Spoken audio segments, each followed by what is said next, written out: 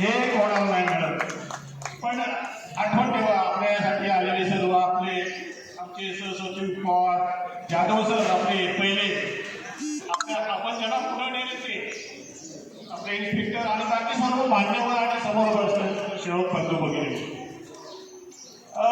शिक्षक मला इथेच आठवतं, आता जीवा पाटलांच्या हयातीमध्ये जीवा पाटील इथे बसले होते, तर तुम्ही मला एक लेटर घेऊन आला होता. कोणतं लेटर? की पाटील सर तुम्हाला सरचिटणीस नेमले, बरोबर आहे, आठवते? मी म्हटलं मला सरचिटणीस नको, मी आता राष्ट्रीय शाखेत आलो, इथे मान वगैरे हे तुम्हाला घ्या. आणि त्याच्यानंतर आपण रयस्वी संघाचं ते झपाटून काम केलं. आपले थोर विचारवंत रेड्डी पाटील साहेब यांच्या मार्गदर्शनाखाली लोकनेते रामसिंग ठाकूर यांच्या मार्गदर्शनाखाली आपण कार्य केले. त्यामध्ये आपण काय काय केलं? कोलकाता किती केली, रायगड किती केली, मोखाड्यातील आदिवासी लोकांना आम्ही दत्तक घेतलं. त्याची आजी माझ्याकडे त्या सेवकांनी एक एक दोन दोन तीन तीन चार चार विद्यार्थी दत्तक घेतले. त्यावेळी 5,000 रुपये फीस डिपॉझिट झपाटून काम केलं. माझ्या सगळे टीचर बसलेले आहेत की इथे आमचे तिथे मात्र सरपण ते पण माहीत नसते. झपाटून काम केलं. रयस्वी संघ असा वाटलेला नाही.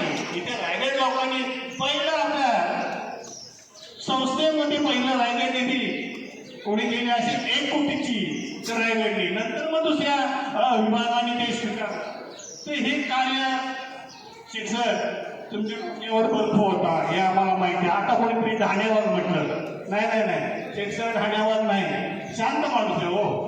आणि सगळ्यांना शांत करून गोड बोलून डोक्यावर बर्फ ठेवून चालणारा व्यक्ती आहे.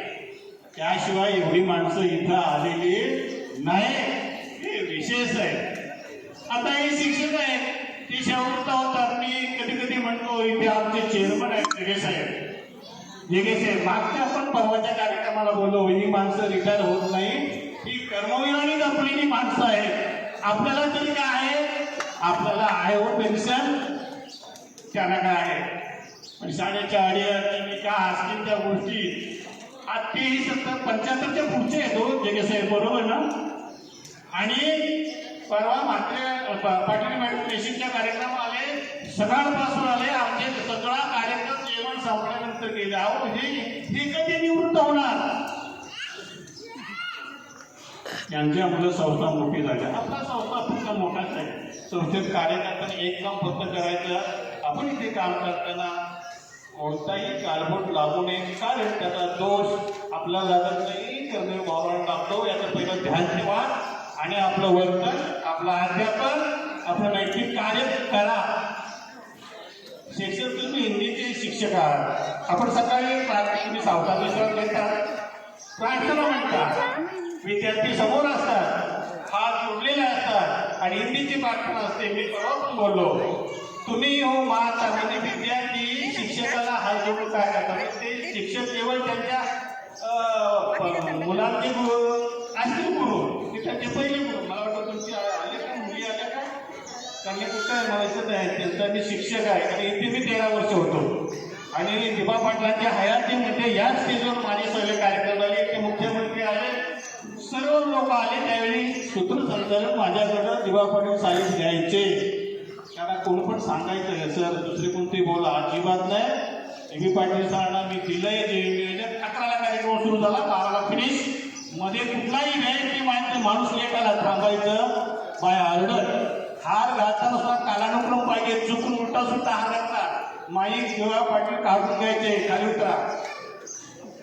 कोण महान नेता कधी वरला माहिती पाहिजे, थरका व्हायचा. पण माझ्या पाठीवर दिवा पाटील थाप दिली म्हणून ते बँकिंग काउन्सिल आहे, हे लक्षात ठेवा. तेव्हा ती प्रार्थना अशी होती, पुन्हा आठवलं हिंदीची, की सकाळी आमच्या 11 वाजता प्रार्थना होते. विद्यार्थी हात जोडतात आणि हिंदीमध्ये म्हणतात, तुम्ही हो माता पिता, तुम्ही हो बंधू, सखा तुम्ही हो. म्हणजे आपल्या गुरुला काय म्हणतात? तुम्ही तुमचे पाल्यांचे माता आहे. सध्या तुम्ही शाळेजवळ तुम्ही हो माता, तुम्ही आमचे माता पिता सखा, तुम्ही सर्वस्वी आमचे आहात. वेगवेगळ्या थरातून विद्यार्थी येतात. नसतात, सगळे काही श्रीमंत नसतात. त्याची पुढची ओळ अशी आहे, जो खिल न सकेगा वो फूल हम आहे. कारण सगळे विद्यार्थी श्रीमंताचे नसतात, गरिबांचे. जो खिल न सकेगा, ज्याच्या चेहऱ्यावर नैराश्य आहे, ज्याच्या चेहऱ्यावर चिंता आहे, त्याला आता भोजन मिळतं, त्यावेळी भोजन नव्हतं. जो खिल न सकेगा वो फूल हम आहे, तुम्हारे चरणों की धूल हम आहे. हे गुरुजन, तुमच्या पायाचे आम्ही धूळ आहोत. आमच्याकडे नजर ठेवा, आम्हाला गाढवा. तुम्ही आमचे खरे गुरु. आणि जेव्हा ज्ञानपीठ ते मी पुन्हा रिपीट करतो, ज्ञानपीठ पुरस्कार विजेते कुसुमाग्रज यांची कणा नावाची कविता परवा पण मी सांगितली की ज्यावेळी काही प्रसंगामध्ये विद्यार्थी आपल्याला भेटायला येईल, तो प्रसंग बाका असेल, त्याच्या जीवनमानाचा असेल, तेव्हा तो जेव्हा आपल्याकडे भेटायला येईल, तेव्हा आपलं खरं कार्य शिक्षकाचं पार पडलं. शिक्षक म्हणजे कोणताही शक नाही, तो शिक्षक. कोणताही शक नसावा. ती कणा कविता मला वाटतं या विद्यार्थ्यांना शिकवली असेल नेहमीला. ऐकली मला तुमची ती कविता परवा कुणी बोललो की एक पूरग्रस्त नायक. मी बऱ्याच वेळा त्या ठिकाणी विद्यार्थी शिक्षक नाता आला की मी ते बोलतो.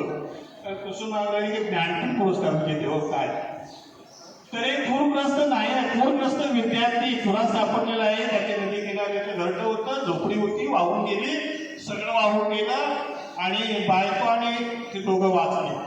आणि हा तो अगदी त्या प्रसंगातून नांगरला होता. जायचं कुणाकडं, जायचं कुणाकडं. तो सराकडे गेला, पैसेवाल्या माणसाकडे गेलाच नाही, सराकडे गेला. सराकडे कशा अवस्थेत गेला, सराकडे घरी बसला. अरे माखलेला आहे, चिखलाने कपडे आहे, डाग आहे. तेव्हा तो पटकन बोलला, ओळखत का सर मला, पावसात आला कोणी, कपडे होते कर्दमलेले, केसावरती पाणी. क्षणभर बसला, नंतर हसला, बोलला वरती पाहून, गंगामाई पाहुणे आली, गेली घरट्यात राहून. गंगामाई म्हणजे नदीचं पाणी. माहेरवाशी पोरीसारखी चार भिंतीत नाचली, म्हणजे एक रूपक अलंकार, चतुर्मुखी अलंकार दिला त्यामध्ये. माहेरवाशी पोरीसारखी चार भिंतीत नाचली, होतं नव्हतं वाहून गेलं, बायको मात्र वाचली. कारभारीला संघ देऊन सर आता लढतो आहे, चिखलगार काढतो आहे. अवसर जरा हेच झाले, अरे बापरे फार काम करला आपला विद्यार्थी.